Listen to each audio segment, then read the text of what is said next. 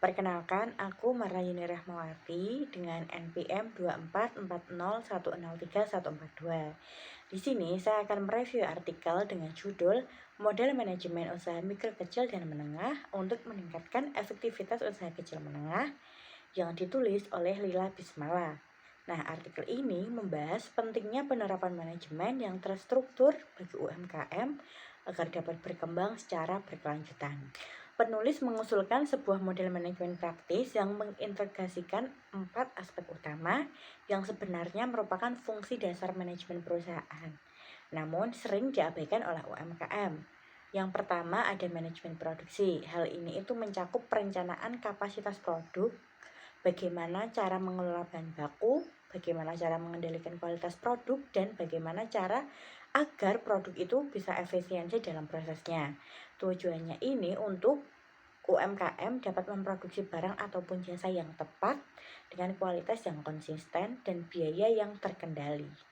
Yang kedua ada manajemen sumber daya manusia, di mana aspek ini meliputi rekrutmen, pelatihan, dan pengembangan kompetensi, serta pemberian kompensasi yang layak kepada karyawan.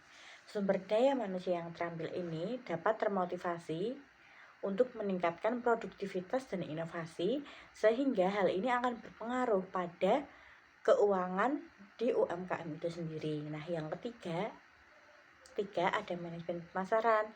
Lebih dari sekedar menjual, hal ini itu melibatkan analisis pasarnya seperti apa, adanya segmentasi konsumen, penentuan strategi harga, promosi, dan serta distribusi yang efektif. Dengan pemasaran yang baik, UMKM itu dapat menjangkau pasar lebih luas dan membangun loyalitas pelanggan. Yang keempat, ada manajemen keuangan. Ini merupakan aspek kritis yang meliputi pembukuan yang terpisah antara keuangan usaha dan keuangan pribadi, pengelolaan arus kas, cash flow, perhitungan biaya produksi, dan perencanaan modal kerja. Manajemen keuangan yang sehat sangat penting untuk kelangsungan hidup dan pertumbuhan usaha.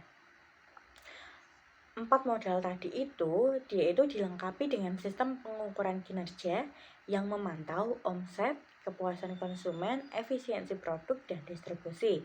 Selain itu, UMKM itu dapat menggunakan analisis SWOT untuk melakukan evaluasi yang berkala guna memahami posisi usaha di pasar.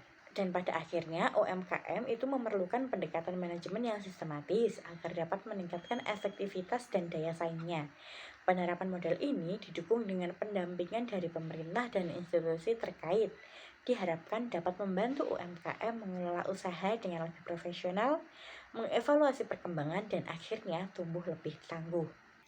Demikian review singkat artikel ini mengenai penerapan prinsip manajemen yang baik bukan hanya untuk perusahaan besar, tapi justru menjadi fondasi penting bagi kesuksesan UMKM. Sekian, terima kasih.